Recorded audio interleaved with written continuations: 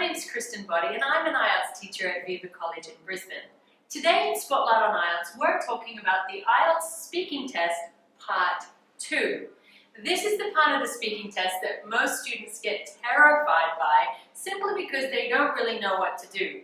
So I want to give you some very simple strategies to help you stay calm and answer the question effectively. In this part of the test, you will be given 1 minute to prepare your answer. The examiner will give you a question. For example, describe your favorite food. And after that question, you will have a couple of topics that you will need to talk about.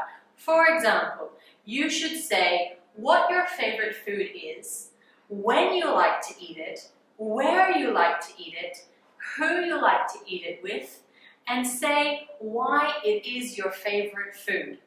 So you will have to talk about this topic for 1 to 2 minutes. It's okay if you talk for longer than 2 minutes. Usually the examiner will let you keep talking until they find an appropriate time to stop you. But if you speak for less than 1 minute, this is unacceptable and you will probably lose marks. So when you're preparing your answer, there's a couple of things that you need to think about. The first thing is trying to paraphrase the words in the question.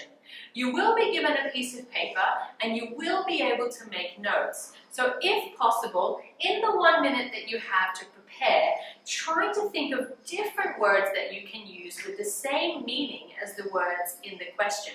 This shows the extent of your vocabulary.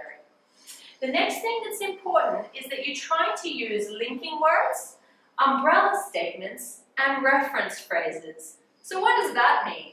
Alright, first of all, linking words. These are words that help glue your ideas together.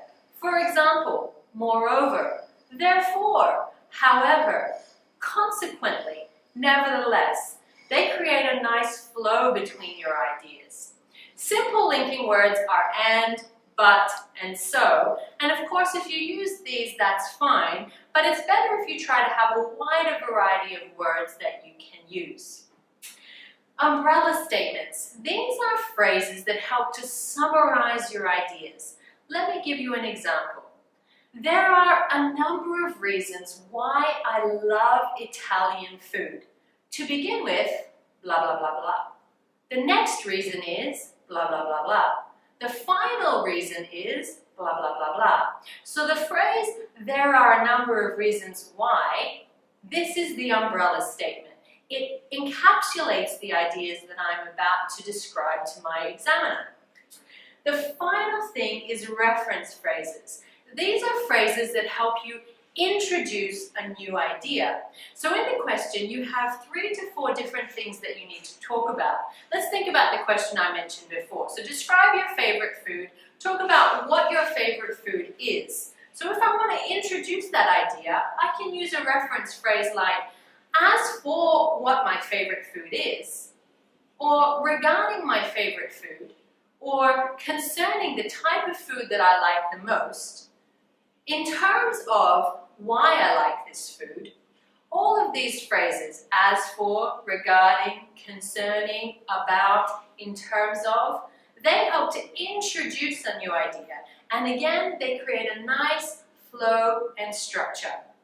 When you're using all of these different types of phrases, it is important that you try to sound natural, not mechanical. So you do need to practice saying them in a very relaxed manner. You also need to practice chunking. This is using the correct speed when you say a phrase. For example, there are a number of reasons why I like Italian food. Did you hear that I actually said the first few words very quickly and then I slowed down? There are a number of reasons why I like Italian food. This is called chunking, and this is something that you need to practice when you're preparing for your exam. So if you follow all of these tips, you should be able to give a very comprehensive, concise answer. One problem that a lot of students have is they have good ideas, but when they're actually giving their answer, they tend to ramble. They tell a story, but they forget that they need to have structure and be concise. So these words here help to glue your answer together and make it easier for the listener to follow what it is that you're saying. All right, so let's quickly review what we've talked about. In the IELTS Speaking Part 2, you'll be given a question, you'll be asked to describe something, and then you'll be given a list of 3 or 4 things that you need to talk about. You'll have 1 minute to prepare, and then you'll need to talk for between 1 and 2 minutes. In the 1 minute that you're preparing, you will be able to write down some notes, so try to paraphrase the words in the question. Think of some good linking words, umbrella statements, and reference phrases that you can use. And of course, make sure that your ideas are interesting and exciting. This is not a truth test. You don't have to talk about something that is actually real or that has happened to you before. You can make up your answer if you want to. It doesn't matter. The examiner just cares about your use of English. And of course, in every part of the speaking test, the most important thing is don't forget to smile. My name's Kristen Buddy. I'm an IELTS teacher at Viva College in Brisbane. Thank you so much for joining us today.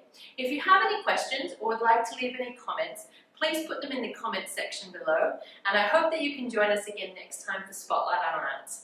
Bye for now.